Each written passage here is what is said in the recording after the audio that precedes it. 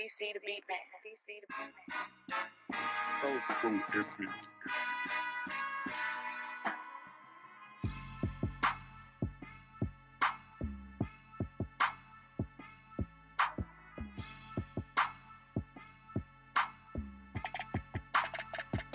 What's up, everybody? It's your favorite show, Get a Bucket. I'm your host, Train, as usual. Hope you're all having a wonderful, wonderful day. And as you can see, we got my man Xavier here. Xavier, how's everything with you, boss? Everything going good out here in the A. It's a little gloomy outside, but it's still a beautiful day. Grateful.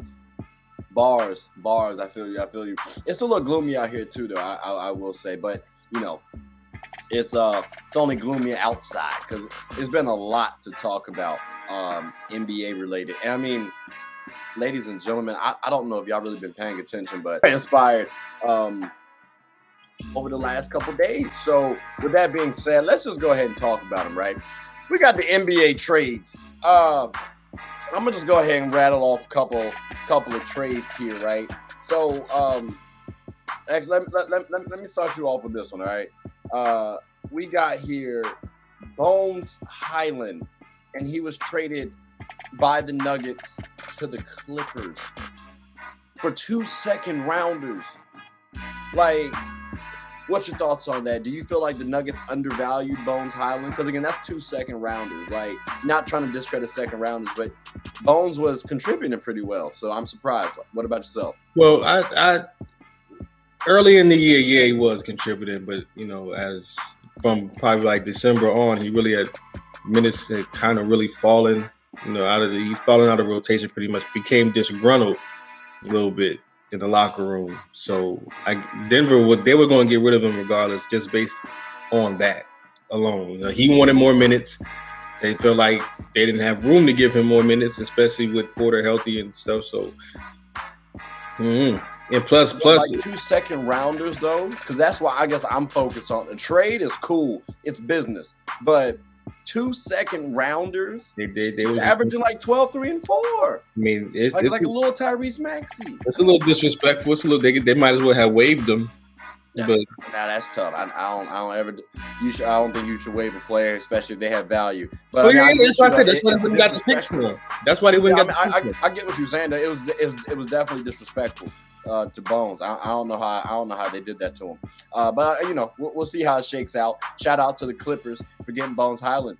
Shout out to the Clippers for also getting Eric Gordon. The Houston Rockets finally traded Eric Gordon. Like, he's been up there for quite some time, bro. It's kind of sad. The tier low key almost came out, but then it was also a tear of joy when I thought about it. Like, 'cause he's going to the Clippers again. What's your thoughts on Eric Gordon and his fit with the Clippers? Now we know, you know, you have Bones Highland, Norman Powell's up doing his thing, Reggie Jackson's gone, John Wall's gone. So I mean, you have a bunch of room now for him to thrive. Luke Kennard's gone also. So I mean, he's probably their best shooter. Yep, crazy, right? Like, welcome to the NBA wave. So, what's your thoughts on Eric Gordon's role? Should we consider Eric Gordon as part of that death lineup, quote unquote, that finishing lineup on the Clippers? But I say this much: a shooter's gonna fit anywhere, right?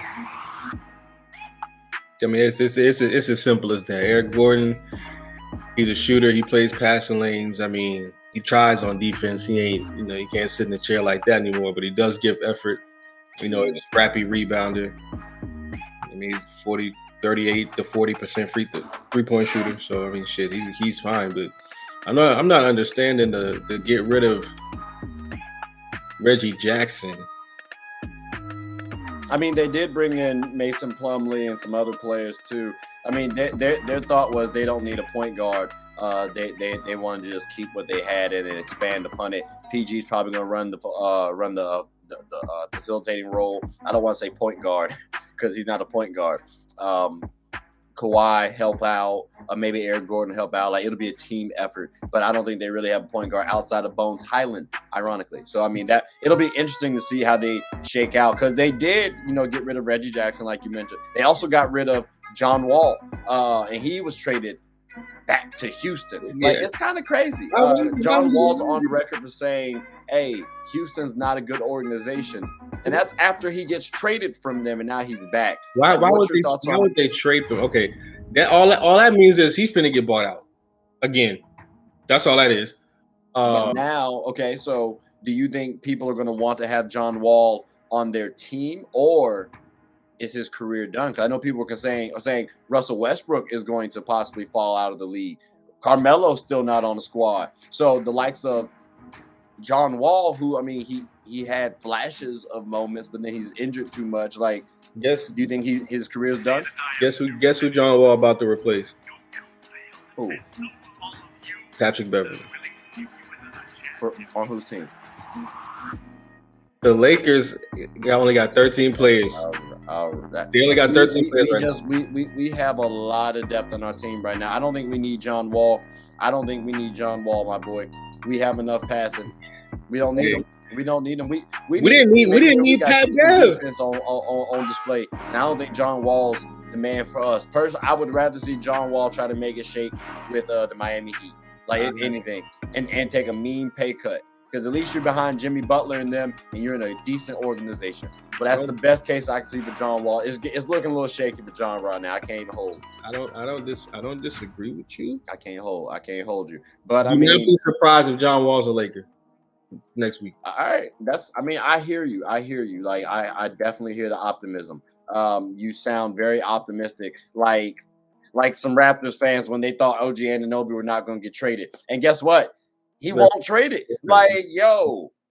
John Wall's finna get bought out, and he is finna walk over to the Lakers, bro. So let me ask you this then. Is there any chance that John Wall should go pair up with OG Anunoby? Because we're going to talk about OG Anunoby now. See what I did there. Like, OG Anunoby did not get traded, and he's a hot commodity. You were talking about how you said something earlier that made me think you don't believe OG Anunoby is a hot commodity. So is that true or no? I believe he's a commodity. I don't believe that he's worth multiple players and multiple picks. That is nonsense. I mean, he's an elite defender. He's still in his prime right now. He's a quality scorer. Like I don't. For that kind of package, I would almost understand if they were asking for that for Pascal. OG's not even an all-star. Like let's come on now. We're not finna do this. He has value. He don't have all-star to damn near superstar trade package value. That's why what's a fair trade value for him if you had to put it in terms of draft picks, right? How many first rounds would you give up? One. Okay, so one first round. How many second rounds? Maybe two. And then, and we're talking about as a package. So we get one first round. One and one. Then in the package, 1 and 1. So one first round, 1 second round, and no players. And a player. I think that's very disrespectful. I think you undervalue what OG Anunoby brings to a team, especially if you throw him onto a contender. Like if you threw him onto the Suns, somehow, some way. Dangerous. No, I get it. Like if he was on the Lakers, we got a problem. But the thing is, even still, that's not a disrespectful package. Okay, maybe we talking about 2 players and 2 picks for OG. I'm not trying to look. I'm just saying Bones Highland went for 2 second rounds. So you're highlighting 2 picks. So you're saying OG Anunoby, the difference between him and Bones is 1 first round draft pick. And I'm saying OG does way more for your team than Bones does right now. That's why you trade him for an actual player. So I asked, are you throwing in a player? You said no. So now I said a player. I said a player. I missed that part. Yeah, one player pick. Okay, first in a second. I view him higher than that a little bit, but I mean, I definitely, I guess I see where you're coming from. Let me ask you about this one then. Let me ask you about this guy because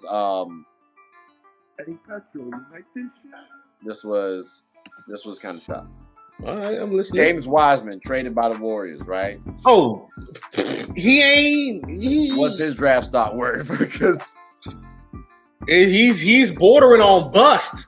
When you spend, he has spent over 50% of this season in the G League.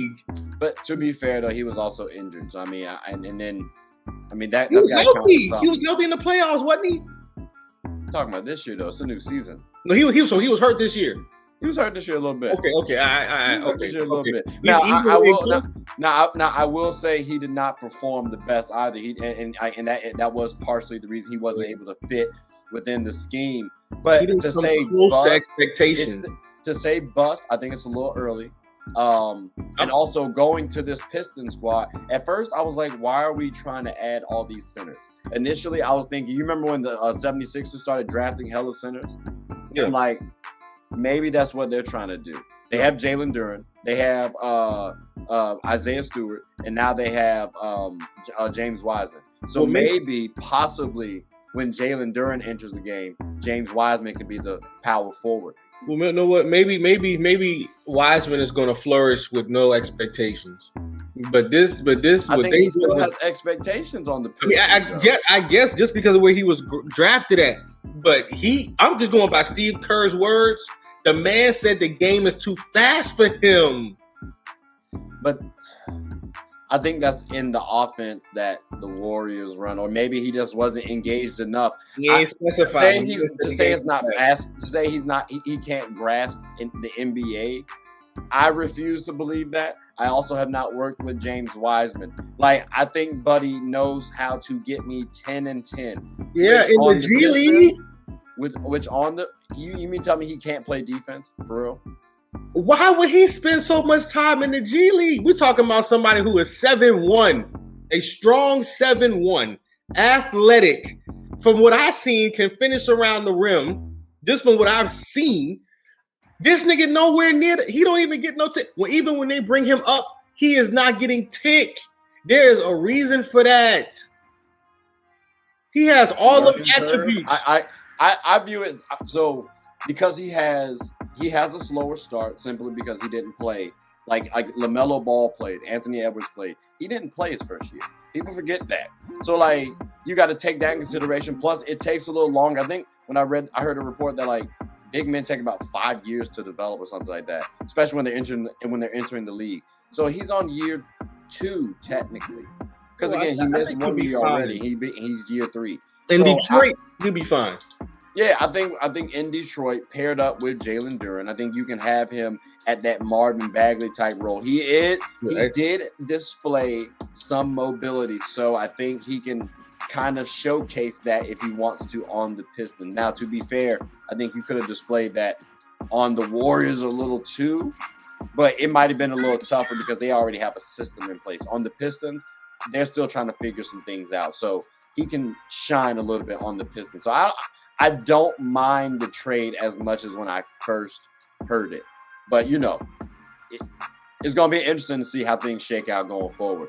But, you know, that's enough about Wiseman and the Pistons, because I don't think really we're not going to be focusing too much on the Pistons. Good team, good young team. We're not going to focus on too much. There's one team, though, I think people will be focusing on quite a bit. The Hawks. What's the state of the Atlanta Hawks for you? Like, now, you know, you live in Atlanta, right? I just got a couple questions, boss. Because when I was first going to ask you this, y'all didn't make not one trade. And then y'all went up and got Saddiq Bey for like 5 second-round picks. Now, again, for the record, yep, exactly. I didn't say that until I wanted to hold that for right here, because you said OG Anunoby is worth a player, a first rounder, and a second round pick. But y'all gave up 5 second-round picks for Saddiq Bey, someone who's not on OG Anunoby's. Right, he ain't even on OG. Who the fuck is Saddiq Bey to get to warrant? That is so 5 picks. So I guess you don't like the Saddiq Bey trade, but at least you guys didn't give up anybody. Like, what were y'all gonna do? Like, I'm actually quite surprised that you guys have not traded John Collins yet. He's been in trade rumors every year so far. I feel like what do you want John Collins on your team? Because personally, there's a few things going on with Atlanta. First of all, I'm gonna need you to stop referring to them and me as we. Because that ain't. You live in Atlanta right now. That's why I understand you're a Lakers fan or a Braun fan. We get it. Braun. But yeah, there's a few things going on with the Lakers with the Hawks. But number one, John Collins' problem is he only wants to go to the Lakers.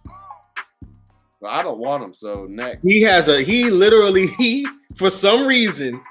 On the first extension they gave him a no trade clause. So he gets to yay or nay anything the fuck they want to do with him, which is why he is still an Atlanta Hawk. And he wants to go to LA. They not trading him to LA. They don't want nothing LA got, and they ain't trying to help LA. So they ain't finna do that. That's for number one. For number two, their front office is in fucking inept. The simple fact that they made no moves at the trade deadline with at least 4 disgruntled players, and then the draft capital that you have, you give up damn near all for somebody that people don't even know. If you don't watch the NBA, you would. If I say Saddiq Bey, you're gonna think that's a place. Nah. I gotta stop you there. I understand what you're saying. No, like the casual fan does not. Yes, the casual fan is not finna be like. But at the same time, when we're making these moves, I feel like hold me out. Hear me out.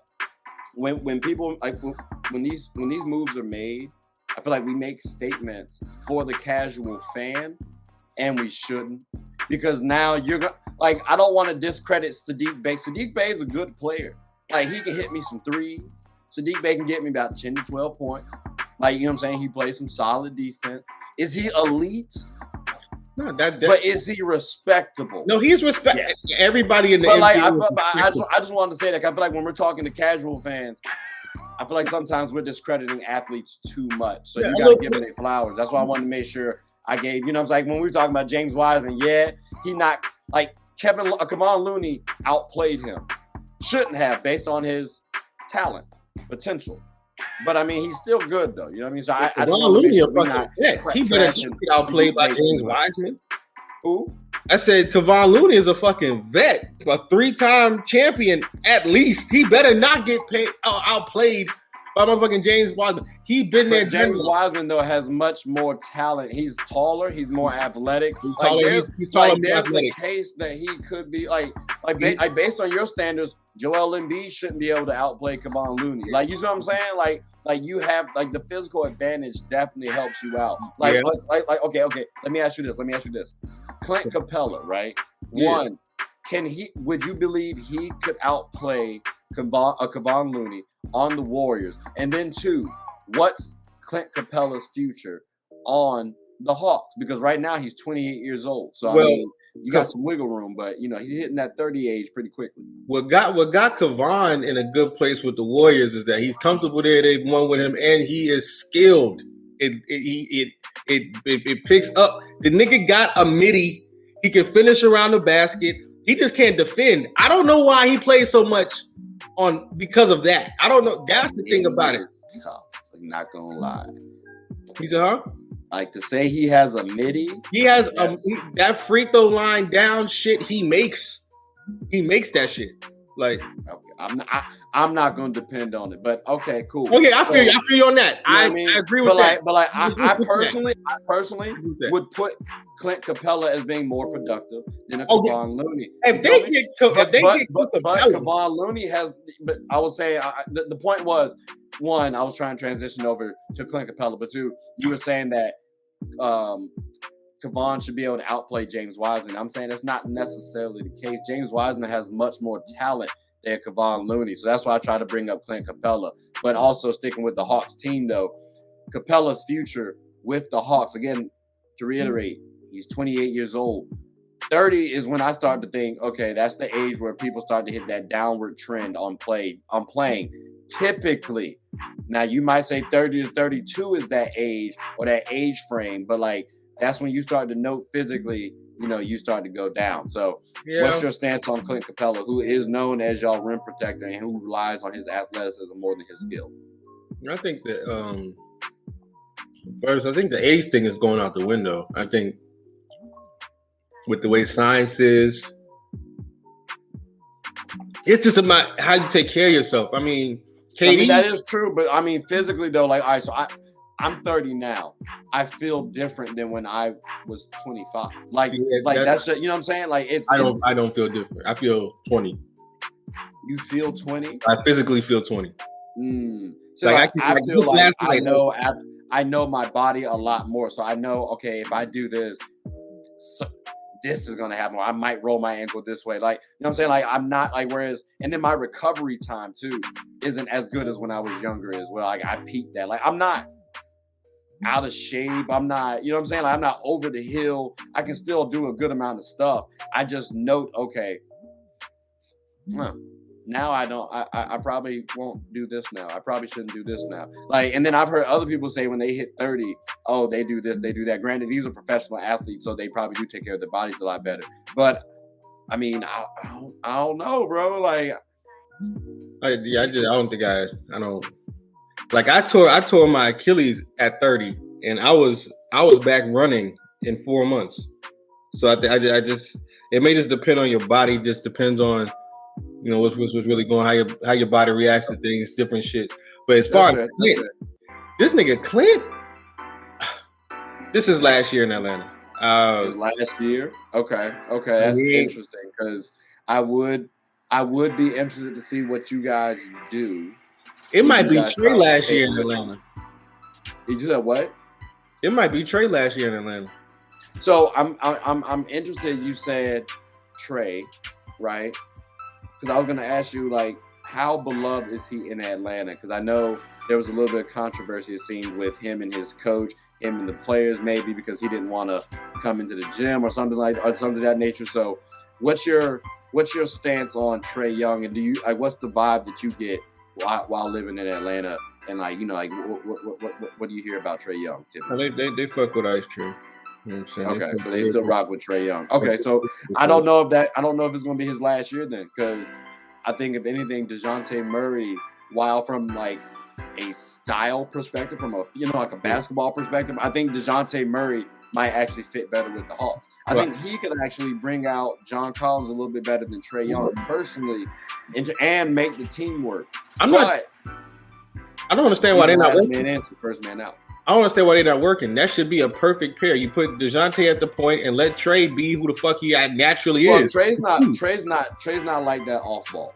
Like Trae's not like that. So Trae Young and Luka Doncic both are not the best players off the ball. Trae Young should be better and should rely off ball the way Steph Curry has, or even a Steve Nash, because even Steve Nash played off ball. So it's like once he's able to do that, I think the Hawks would be able to unlock, because I don't want DeJounte Murray being off the ball, and then hell no, you know what I mean. And then if Trae Young is inefficient off the ball, damn, what do I do now? So I think that's part of the problem over there. Personally, I saw this. Like someone said this earlier, and I thought about it. I was like, I do kind of agree. I think you guys got worse. Like ever since you went to the Eastern Conference. Again, not you guys, so you're not a fan, but you live in Atlanta. Ever since the Hawks went to the Eastern Conference Finals, I thought they had a good amount of talent, and the timing kind of fit everything. Like Cam Reddish wouldn't have tried to have too much of an ego. Trae Young was already right there, and he would have worked hard to eventually surpass Trae.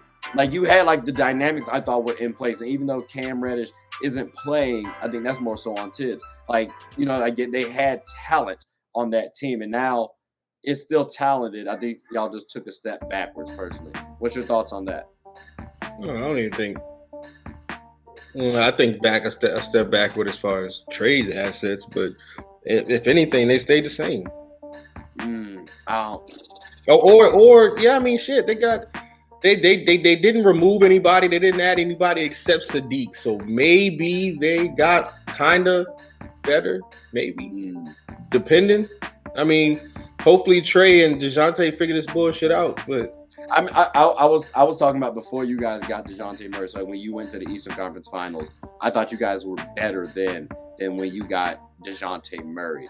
But I agree with you on DeJounte Murray and acquiring Saddiq Bey. I think you guys improved, but it's not to say, oh, you guys got better. You know no, ain't nobody talking about that. We talking about it because we talking about the trades, but that's not a splash.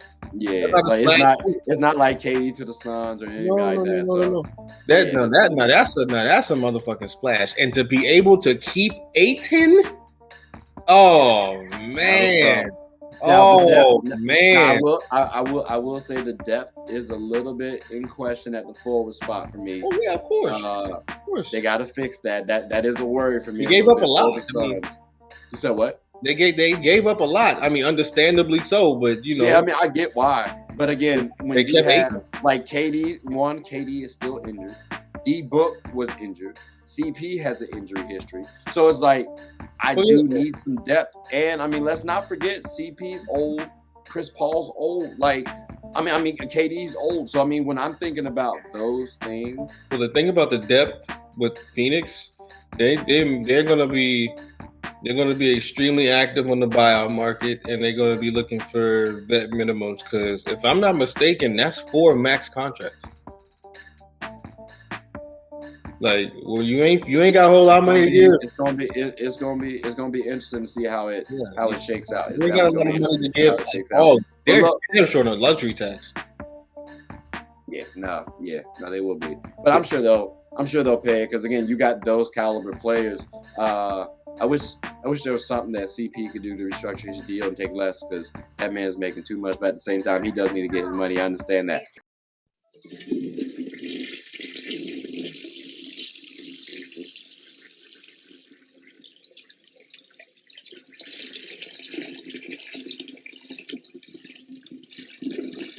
I did not know you guys were still here.